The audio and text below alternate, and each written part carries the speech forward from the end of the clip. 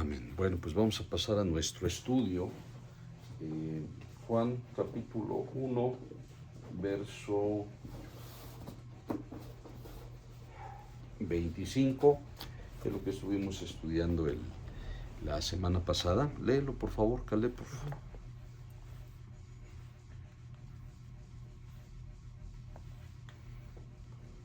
Dice el 25. Y le preguntaron y le dijeron: ¿qué pues bautizas si tú no eres el Cristo, ni Elías, ni el profeta? Muy bien, estuvimos viendo lo que era el bautismo en las pláticas pasadas. Ahora vamos a ver estas partes que, bueno, nos interesa ver la razón por la cual Juan pone estos nombramientos, ¿no? ¿Por qué bautizas si tú no eres el Cristo? Y lo que vamos a ver el día de hoy es este asunto del Cristo, qué significa, ¿no? ¿Qué le está dando o qué se está señalando aquí? Bueno, lo primero que nos vamos a preguntar es ¿quién es el Cristo? ¿Quién es el Cristo? ¿A qué se refiere con esta pregunta, no? O cómo lo entendían los judíos. Digo, nosotros entendemos muy bien quién es, pero ¿cómo lo entendían los judíos? ¿Cómo lo pone aquí Juan? ¿Cuál es la razón? La palabra griega que traduce Cristo es Christos, con X en griego, ¿no? Christos. Esta palabra significa Cristo, Mesías, ungido. Estas son las tres palabras que van a tener Cristo. En realidad a veces ni siquiera entendemos la palabra, qué significa la palabra Cristo, solamente lo asociamos con Jesús, ¿no? Ahora, literalmente, Cristo significa untado con aceite, literalmente. Cuando hablamos de unción, estamos hablando de eso, de untar con aceite. Cuando hablamos de un ungido, estamos hablando de alguien que se le ha untado aceite. Ahora, esto era simbólico y tenía términos espirituales en la escritura, ¿no? Pero Cristo literalmente significa untado con aceite. Ahora, esto de ser untado con aceite simbolizaba la acción divina de exclusividad de parte de Dios hacia una persona. Alguien ungido era alguien señalado por Dios o comisionado por Dios directamente. Pero también implicaba, en términos espirituales, el derramamiento del Espíritu Santo sobre la vida de una persona. Una persona ungida era una persona sobre la cual el Espíritu Santo se había derramado y actuaba en la vida de esa persona. El Cristo, o lo que se entendía por Cristo, tenía todas estas connotaciones, o sea, era una persona señalada por Dios, y era una persona ungida con el Espíritu Santo o sobre la cual el Espíritu Santo se había derramado. Estos dos aspectos tiene la implicación de quién es Cristo, ¿no? Ahora, esta palabra ungido nunca era usado para una persona común. Una persona ungida siempre está relacionada en el ámbito de relación con Dios. Nunca era una persona común, no se usaba para personas comunes, sino para personas relacionadas con Dios de una forma u otra. El hecho de ungir a alguien entonces denotaba una autorización y una legitimación por parte de Dios hacia una persona, ¿no? Era alguien entonces señalado, era alguien autorizado y respaldado también por Dios. Incluso el día de hoy, cuando hablamos de una persona ungida, estamos hablando de alguien que Dios usa, que alguien a la cual Dios respalda. Entonces, estas implicaciones tenía la palabra. Cristo y Mesías, como dijimos, era lo mismo, es el mismo significado, y a veces vamos nosotros a encontrar Cristo y vamos a encontrar Mesías, ¿no? Vamos a ver algunas referencias, aunque hay muchas, nada más quiero tocar dos aspectos. Juan 1:41, Angie, por favor.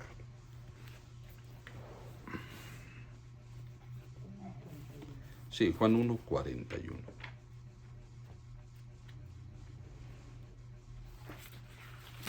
Este halló primero a su hermano Simón y le dijo: hemos hallado al Mesías, que traducido es el Cristo. Ok, hemos hallado al Mesías, que se traduce también como Cristo. Repito, la palabra griega Christos tiene esta implicación, Cristo, Mesías, y significa ungido. Juan 4:25, Eloísa, si lo lees, por favor. 4:25. Ajá, Juan capítulo 4, verso 25. Le dijo la mujer: sé que ha de venir el Mesías, llamado el Cristo. Cuando Él venga, nos declarará todas las cosas. Ok, va a venir el Mesías, que también se le llama el Cristo, ¿va? O sea, los judíos asociaban estas dos palabras, Cristo, Mesías, es lo mismo, ¿no? Ya el término ungido iba implicado. Cristo era una persona ungida, o sea, señalada por Dios y capacitada por el Espíritu Santo con dones y habilidades que el hombre común no iba a tener, ¿no? Esta era la implicación que desde el Antiguo Testamento, el Señor le estaba dando en concepto al pueblo de Israel. O sea, el pueblo de Israel tenía un concepto de esto, ¿no? El pueblo de Israel podía entender lo que era un ungido y por lo tanto, pues poco a poco va entendiendo la función de Cristo. Entonces vamos a ver cómo se da desde el Antiguo Testamento. Amado, lee Levítico 21, verso 10.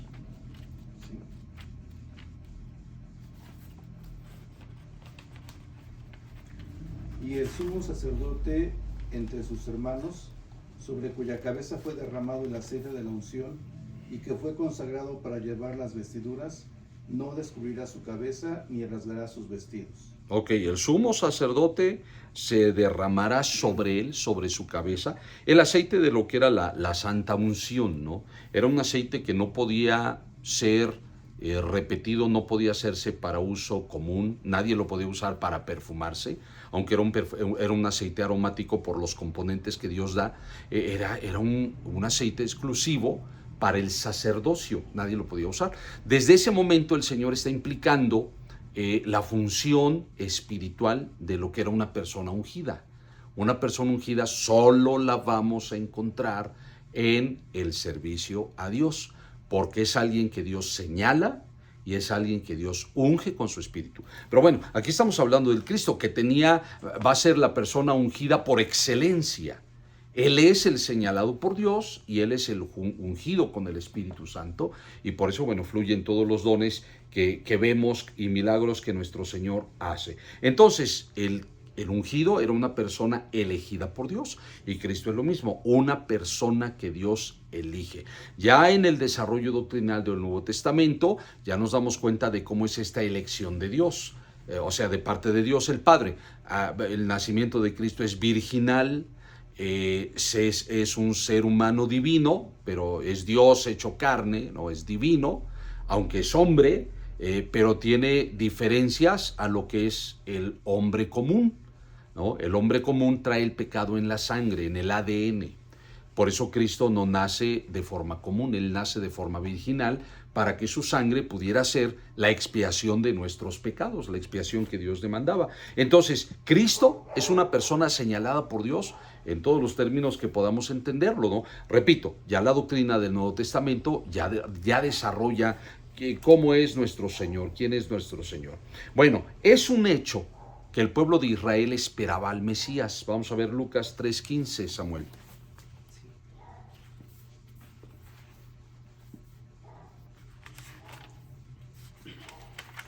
Dice, como el pueblo estaba en expectativa, preguntándose todos en sus corazones si acaso Juan sería el Cristo. Ok, todo el pueblo, no nada más. Recuerde que Juan, cuando usa el término judíos, el evangelio de Juan se refiere solamente a los líderes religiosos de Israel. Solamente hay 2 ocasiones que señala a judíos como pueblo total, pero cada vez que Juan menciona judíos se refiere a los líderes religiosos, no al pueblo. Entonces, todo el pueblo, los líderes religiosos mandan a preguntarle a Juan, ¿quién eres tú? Porque todo el pueblo estaba a la expectativa de si Juan era el Mesías, ¿no? Entonces, existía el concepto nacional del Mesías, que por alguna razón, ahorita vamos a tratar de entender eso, pues ya el pueblo entendía esta relación, ¿no? El Mesías ya anda por aquí, pero ¿en qué momento surge? Históricamente es difícil rastrear desde cuándo el pueblo tiene el concepto colectivo del Cristo. O sea, se había anunciado, Moisés había, bueno, que es una diferencia, ¿va? Moisés había hablado del profeta, que es también la pregunta que hacen los fariseos. ¿Eres tú el Cristo No, no soy. ¿Eres Elías? No. ¿Eres el profeta? No. Cuando habla de profeta se refiere a esto que había señalado Moisés en el libro de Deuteronomio. Un profeta como yo, el Señor te va a enviar y a él lo tienes que oír. Entonces los fariseos hacían una división entre el Cristo y el profeta. Ahora nosotros entendemos que ese profeta es Cristo, pero ¿en qué momento los judíos hacen una diferencia entre el profeta y el Mesías? No lo sabemos. Históricamente no se puede rastrear. Aunque está desde el Antiguo Testamento el concepto de que un Mesías un profeta va a venir, después se desarrolla en un término Mesías. Ya con David se empieza a tener ese concepto de Mesías, ¿no? Ya David es el que empieza a expresar con más énfasis el término Mesías, pero él lo hace proféticamente. O sea, cuando David habla de Mesías, era un concepto que Dios le había revelado, lo escribe, pero ¿en qué momento los rabinos y los estudiosos empiezan a entender que hay un Mesías? Eso es lo que no podemos rastrear. O sea, no se puede ver en qué momento exactamente originó esto. Entonces, cuando David habla del Mesías, a su nación o su generación, ¿quién sabe qué tanto lo entendió? Generaciones posteriores lo llegaron a entender, pero no sabemos en qué momento se toma esa idea de Mesías para separarlo del profeta, ¿no? Pero lo cierto es que cuando llegamos a este momento en que el Señor Jesús se está manifestando, toda la nación de Israel ya tenía el concepto de Mesías, ya estaba preparada para eso, ¿no? Hablaba del Mesías. No solo los fariseos envían a líderes o gente que le pregunte al Bautista, sino que también el pueblo de Israel se preguntaba quién es el Mesías, ¿no? Entonces, repito, rastrear literalmente en la historia en qué momento Israel empieza a hablar del Mesías, no lo tenemos. Desde el Antiguo Testamento ya había señalamientos, ya David empieza a hacer más énfasis porque se le hace un señalamiento a él, ¿no? Se le menciona, sabes que de ti va a venir uno que va a liberar al pueblo. Ya David empieza a hablar de ello, hay profecías hablando de la descendencia de David. En ese momento proféticamente comienza el Mesías, ¿no? Y repito, otras profecías que hablan de esto, pero en el momento, en qué momento la nación lo concibe, bueno, es lo que, repito, todavía no sabemos, ¿no? O no se puede trazar correctamente en la historia. Bueno, ¿cómo concebían los fariseos a Cristo? Porque a final de cuentas es lo que vienen a preguntar, pues esto es el Mesías, esto es el Cristo, ¿cómo lo concebían? Bueno, es interesante ver que hasta los demonios sabían quién era el Mesías, ¿no?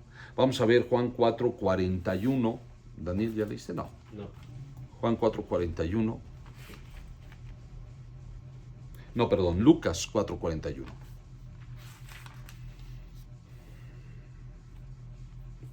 Dice, también salían demonios de muchos, dando voces y diciendo, tú eres el Hijo de Dios. Pero él los reprendía y no les dejaba hablar, porque sabían que él era el Cristo. Aún los demonios sabían que Jesús era el Cristo, o sea, el señalado por Dios, el ungido de Dios, ¿no? Ellos sabían, aún los demonios lo sabían, ¿no?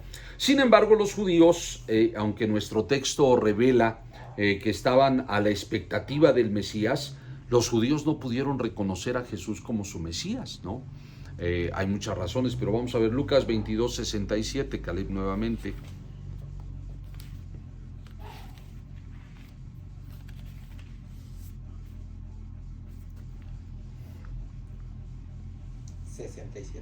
Lucas 22:67. Dice, ¿eres tú el Cristo? Dínoslo. Y les dijo, si os lo diré, si os lo dijere, no creeréis. Ok, entonces los fariseos estaban cegados a creer que Jesús fuera el Cristo, ¿no? Uno que otro llegó a creer, como Nicodemo. Nicodemo creyó en Jesús como el Mesías, como el Cristo. Alguno que otro fariseo llegó a creer, pero el común denominador hasta el día de hoy no lo acepta, ¿no? Platicábamos de un judío que él estudia en Israel y, bueno, 6 meses está en Israel, 6 meses se va a Estados Unidos, y él comentaba, o él hacía este comentario que nos llamó la atención: todos los judíos llegan a tener una crisis de fe. Todos los judíos que estudian la Torá y todos los estudios que deben llegar a tener una crisis de fe. porque ven mucha similitud en lo que Cristo vivió y lo que dicen las Escrituras. Pero ya de ahí se encargan los rabinos a decirles, pues no, estás mal, no, ese no es, no, Jesús no es el Mesías, y dan sus porqués y razones. Pero nos decía él, todos los judíos llegan a tener una crisis de fe, y yo decidí creer que Jesús es el Mesías, lo veo en mi comparación, y por honrar a mis rabinos, yo les dije, ¿saben qué? Creo que Jesús es el Mesías, y entiendo que esto amerita la expulsión de mi sinagoga. Pero sorpresivamente para él le dijeron sus rabinos, es una calentura que tienes, algún día se te va a pasar, ¿no? Y le permitieron seguir estudiando. Entonces dice, soy el único de los rabinos que está estudiando, que ha manifestado su creer en Cristo y me siguen permitiendo estar ahí, ¿no? Entonces hasta el día de hoy los judíos o los que estudian, los rabinos, están cegados a creer que Jesús es el Mesías, ¿no? No lo creen. Y esto que presenta Jesús es, si yo les digo que soy el Mesías, ustedes no lo van a creer. Están cegados. Las Escrituras pues nos hablan de esto. Hasta el tiempo de la persecución es que los judíos entenderán que Jesús es su Mesías. Pero hasta el día de hoy sus ojos están vedados, dice Pablo, no pueden creer ni entender que Jesús sea el Mesías, y a veces son muy insultantes con respecto a Cristo cuando Él es su Mesías, ¿no? Entonces, no pudieron reconocerlo, dice aquí Lucas 22, 67 que se leyó, no pudieron reconocer al Mesías. El mismo Señor Jesús dice, aunque yo les diga que soy el Mesías, no me van a creer, ¿no? Ahora, Lucas 23, 2, también lo acusaban, ¿no? De decir, es el Mesías, Angélica, Lucas 23, 2. Y comenzaron a acusarle diciendo, a este hemos hallado que pervierte a la nación y que prohíbe dar tributo a César, diciendo que él mismo es el Cristo, un rey. Un rey. Entonces, aunque Él es el Cristo, los judíos no lo reconocen como el Mesías, ¿no? Y los judíos veían al Cristo como un rey. Y pues Jesús no trae apariencia de rey, ¿verdad?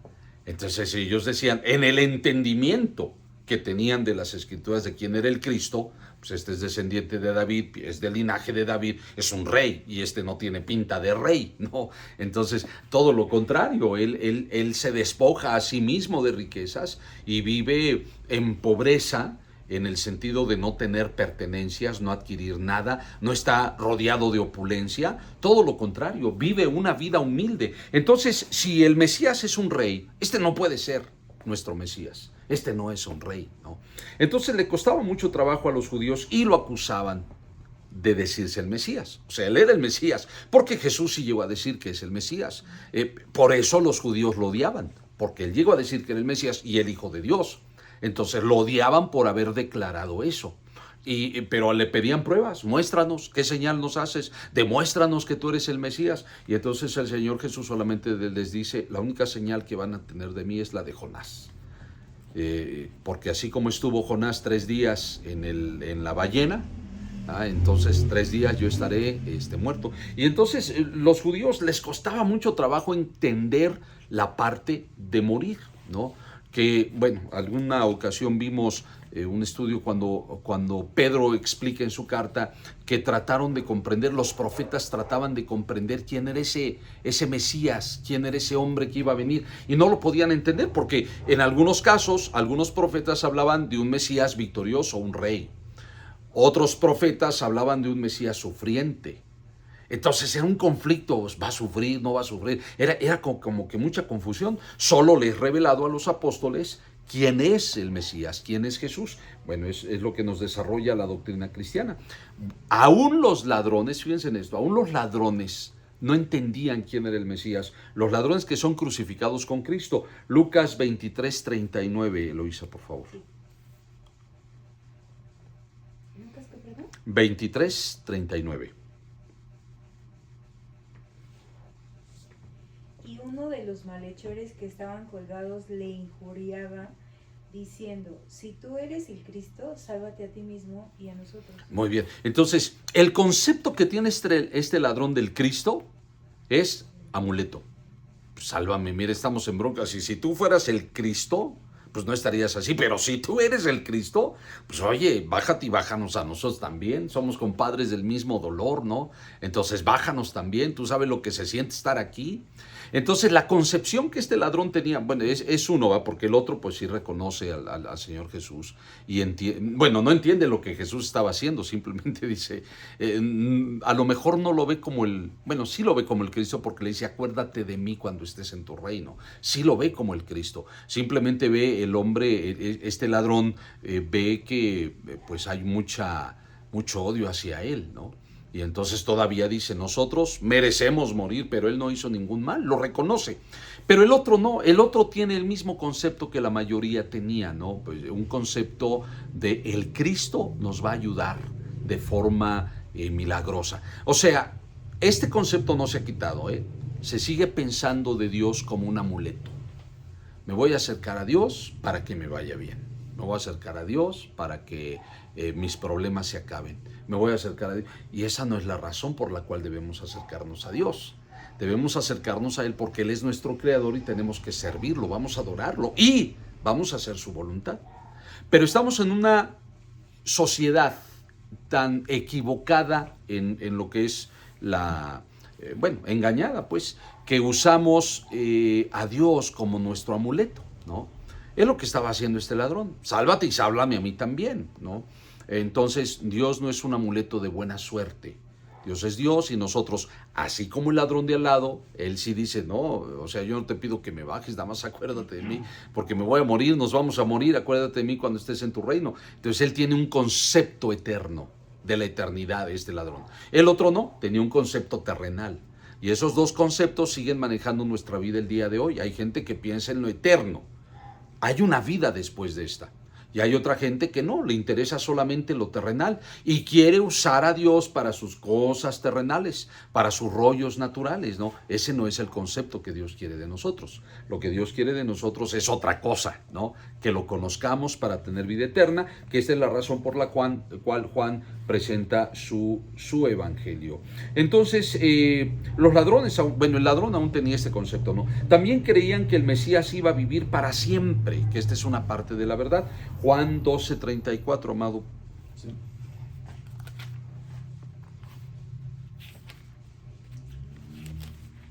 Le respondió la gente, nosotros hemos oído de la ley que el Cristo permanece para siempre.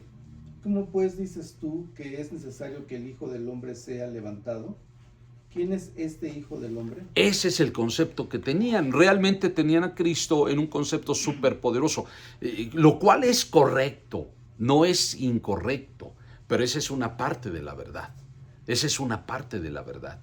Entonces los judíos no podían entender que el Cristo fuera sufriente porque ellos estaban sufriendo. Y lo que ellos esperaban es que el Cristo los librara de sus sufrimientos. Entonces no podría haber un Cristo sufriente. Ellos no lo podían entender pues en ese momento ni de esa forma. El Señor Jesús había hablado de que tenía que morir y cuando dice esto, los judíos le dicen, no, espérate, aquí ya estamos hablando del pueblo. El pueblo dice, no, hemos oído que el Cristo no va a morir, va a vivir siempre, ¿no?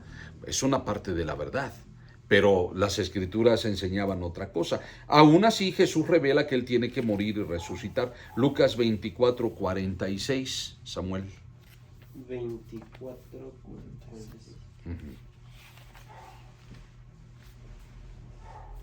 Dice...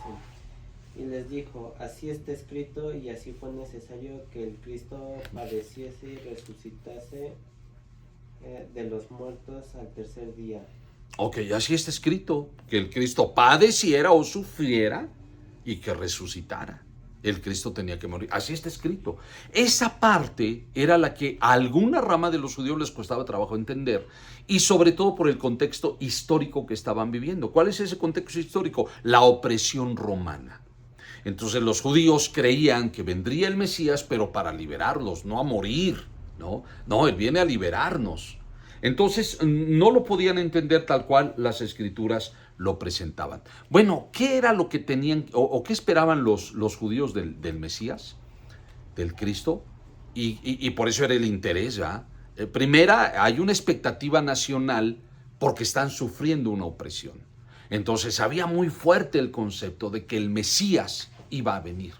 Así que cuando Juan el Bautista se levanta y empieza a jalar masas, oye, pues vamos a ver si este es el Mesías. El pueblo, como ya vimos en Lucas, estaba pensando que tal vez él sería el Mesías. Pero vamos a ver qué se esperaba. Lucas 24, 26. Daniel, por favor. Sí.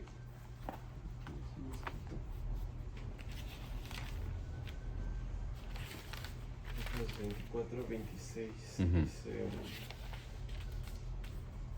¿no era necesario que el Cristo padeciera estas cosas y que entrara en su gloria? Muy bien, entonces aquí el Señor Jesús, hablando con los caminantes de Emaús, les está diciendo y les está abriendo el entendimiento, porque ellos no podían creer, aún los apóstoles también tenían la expectativa nacional. Este es el Señor, Él es el Mesías, creemos en Él, viene a gobernar y nosotros que somos sus discípulos vamos a gobernar con Él, porque también es parte de las promesas que Dios le da. Cuando Jesús muere, no lo pueden creer, aunque Jesús ya se los había dicho que iba a morir, pero ellos no lo podían creer. Si este hombre que hace milagros camina sobre el agua, no, este no puede morir, ¿no? Entonces llega el momento en que cuando muere es un golpe para los apóstoles, porque no lo podían creer. Y entonces cuando va caminando Jesús con ellos dos, les recuerda lo que dice la Escritura, les abre el entendimiento, es lo que nos dice la Escritura. Y una de las cosas que dice el Señor, las Escrituras dicen que el Mesías tenía que sufrir. Pero eso era algo que los judíos no querían entender, ¿no? Por ese celo nacional que tenían, ¿no? Juan escribe el Evangelio precisamente para que creamos en Jesús como el Mesías y que al creer tengamos vida eterna. Esta era la función principal del Mesías, reconciliar lo que el Señor Jesús dijo también en Lucas: yo vine a buscar y salvar lo que se había perdido. La prioridad del Mesías es darnos salvación. ¿Tú leíste ahorita, Daniel? Sí. Acá lee, por favor, entonces, lee Juan 20, 31.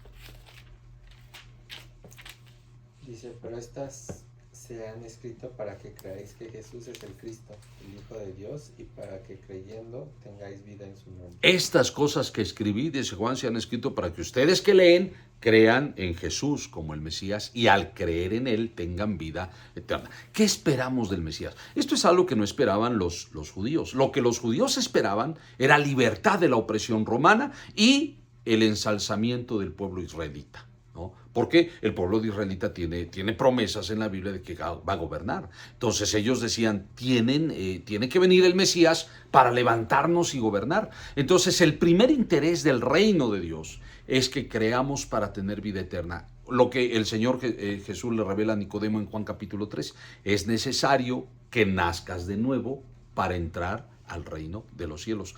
Esta prioridad es espiritual y es la más importante en el reino de Dios. Era una prioridad que los judíos no podían ver. ¿Por qué no lo podían ver? Por su celo nacionalista, en primer lugar, diciendo, somos el pueblo de Dios, tenemos la ley de Dios, ¿qué más necesitamos? Nada más la liberación. Pero el Señor Jesús se encarga de decirle a los fariseos, ustedes están mal comprendiendo las Escrituras, no están entendiendo que necesitan nacer de nuevo, ¿no? Aún a Nicodemo le dice, cuando le habla del nuevo nacimiento, Nicodemo no lo entiende. El fariseo no entendía, a pesar de sus estudios escriturales, que tenía que nacer de nuevo, porque el profeta Ezequiel habla de un nuevo pacto, un corazón nuevo, ¿no? Entonces llega un momento en que hay una renovación del pacto, pero es en términos espirituales. Y el judío no lo podía comprender porque estaba muy enfocado en lo terrenal. Y ese siempre va a ser nuestro problema. Cuando nos enfocamos demasiado en lo terrenal, vamos a perder las verdades espirituales, que son las que más importan. Juan escribe el Evangelio para decirnos, yo quiero que a esto vino el Mesías, para que tengan vida eterna. Y esa vida eterna se consigue al creer en Él, o poner nuestra confianza en Él. Cristo muere entonces por nuestros pecados, nos da salvación a través de su muerte. Eso era lo primero, porque no podíamos reconciliarnos con Dios estando como estamos. Aunque seamos gente, entre comillas, muy buena, estamos contaminados por el pecado. Entonces necesitamos morir a nosotros mismos, creer en Cristo, confiar en su sacrificio para ser salvos. Eso es lo primero. Lo segundo es que Dios promete regresar por nosotros. Hebreos 9:28, Angilelo. Sí. 9. 9:28. Así también Cristo fue ofrecido una sola vez para llevar los pecados de muchos y aparecerá por segunda vez sin relación con el pecado para salvar a los que le esperan. Para salvar a los que le esperan, ya sin relación con el pecado, ¿no? Porque nos damos cuenta que Pablo nos habla de la ley del pecado que está en nuestros miembros. Por más que queramos, estamos contaminados por el pecado. Y hay, en la vida de pecado ya la dejamos, pero ahora tenemos los problemas conductuales que son consecuencia del pecado, debilidades de carácter, a lo mejor una que otra atadura por ahí que tengamos, ¿no? Pero aún va a llegar el momento en que Cristo rompa de nosotros toda relación con el pecado, y eso es cuando Cristo venga. Esto es algo que deberíamos esperar, ¿no? Pero comúnmente estamos tan materializados que si nos hablan de que Cristo venga, decimos, no, que se espere tantito, ¿va? Todavía no me compro mi carro, todavía no me caso, todavía no tengo casa, me van a dar un préstamo, ¿no? Ni modo que venga antes de que me den el préstamo. O sea, estamos muy materializados, no nos interesa o no tenemos esa pasión en la mayoría de los casos por el retorno de Cristo, porque todavía estamos muy mundanos, ¿no? Estamos muy mundanalizados y esta no es la esencia. Lo que debemos esperar nosotros es que este Mesías viene a salvarnos.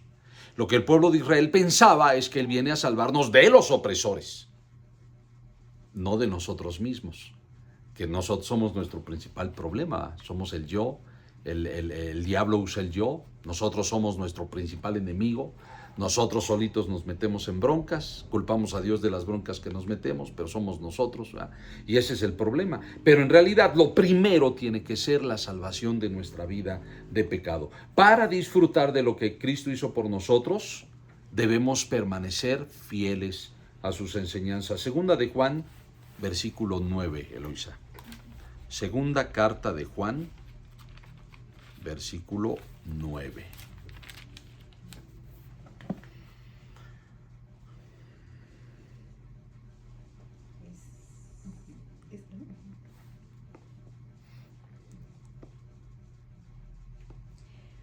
Cualquiera que se extravía y no persevera en la doctrina de Cristo, no tiene a Dios. El que persevera en la doctrina de Cristo, ese sí tiene al Padre y al Hijo. Ok, Juan es muy claro, ¿verdad? Porque a veces nos venden la salvación. Tú recibe a Cristo y ya, ¿verdad? Ya recibiste a Cristo, ya eres salvo. Haz la oración de fe, ya eres salvo, ¿no? Y Juan es muy claro aquí. Si no permanecemos, ni tenemos al Padre ni al Hijo. Entonces, a esto que Cristo ha hecho por nosotros se demanda un compromiso con Cristo, ¿ah? Y bajo los principios y lineamientos que Cristo establece, para que entonces permanezcamos en lo que Cristo nos ha dado. Hay salvación en Cristo, no importa la clase de pecador que sea. Si pongo mi confianza en Cristo, Él tendrá misericordia de mí y me salvará. Pero ahora se demanda algo: permanece en la doctrina, porque si no permaneces, dice Juan, es mentira que tienes a Cristo. O dicho en otras palabras, es mentira que tienes vida eterna. La vida eterna demanda permanecer en las enseñanzas de nuestro Señor, porque Él es el Cristo. ¿Y qué significa que sea el Cristo? Que me libera. O sea, significa básicamente que Él es el señalado por Dios y el ungido con el Espíritu Santo para libertarme, para salvarme. Los judíos esperaban una liberación física, pero el Señor dice, esa no es la primaria. La primaria es la salvación espiritual. Salvarnos de la condenación eterna. Y entonces, para ser salvos de esa condenación eterna, necesito nacer de nuevo. Nazco de nuevo creyendo en Cristo, y al nacer de nuevo, tengo que alimentar esta nueva vida que Dios me da, permaneciendo en las enseñanzas de nuestro Señor Jesucristo. Si permanezco en las enseñanzas, esto habla de obediencia, entonces tengo la bendición de esa salvación. Pero si no permanezco, es mentira, dice Juan. No existe ninguna, no tienes ni al Padre ni al Hijo. O sea, en otras palabras, no hay salvación. Entonces, el Cristo viene a libertar. Ese es el propósito señalado desde el Antiguo Testamento, desde todas partes, pero a libertarnos primariamente o primeramente del pecado. Necesitamos que eso se rompa de nuestras vidas para poner nosotros nuestra confianza en Cristo. Amén. Muy bien, vamos a cerrar nuestros